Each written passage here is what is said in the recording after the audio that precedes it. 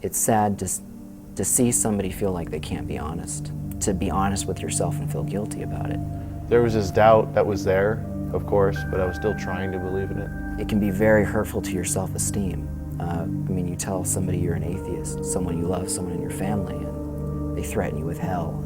I think the primary thing that these secular organizations are introducing into the culture is doubt, which is probably the healthiest thing that anyone can have.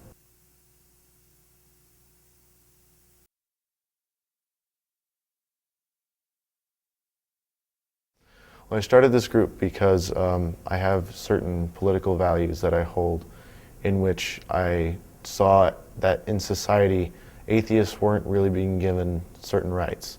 I saw no representation of people like myself on campus. The second reason was to dispel myths about atheism, this idea that we're immoral, bad people. Are we evil?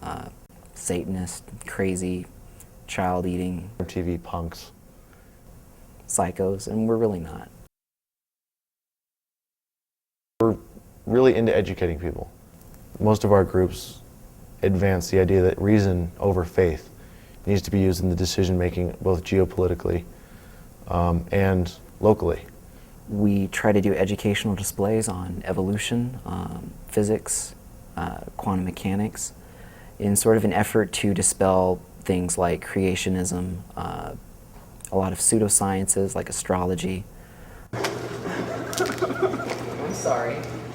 I would love to get. Were you filming that?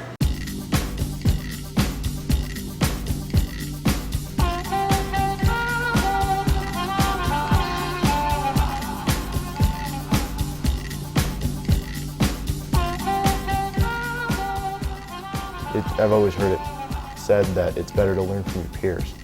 Don't use any of that about the Hindus.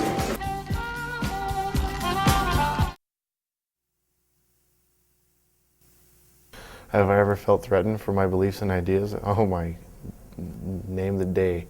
I've personally been directly threatened on a number of occasions.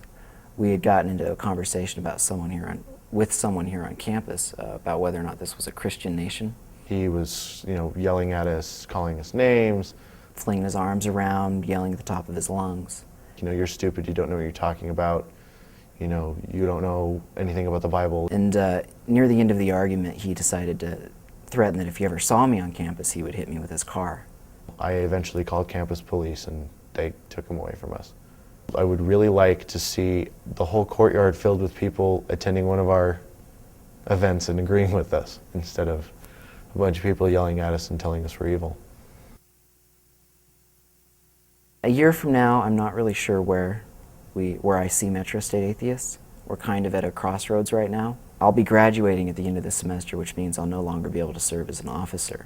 Since I graduate next fall, my hope is that it stays on campus. I'm also a CFI on-campus regional coordinator, which is my job to seed other groups and get them affiliated with the CFI, because they help out groups a lot.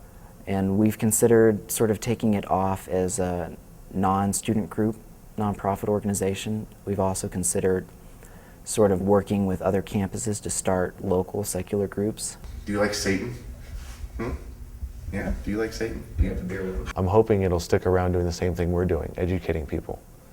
I hope it grows. I want it to influence more people in a positive way. What I would say to those kids that are doubting and maybe are afraid to come out if they already are doubting or they feel they are an atheist, to understand that fear is not any reason to not do something. It's hard to maintain, especially a literal belief in dogma, after you've learned to apply the scientific method as the standard for truth. Doubting really says, I am a pure seeker of truth. It's not a bad thing.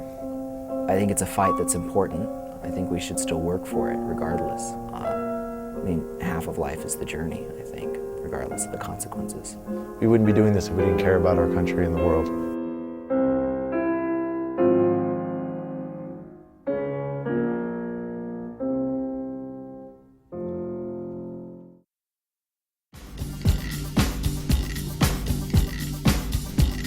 She asked me why.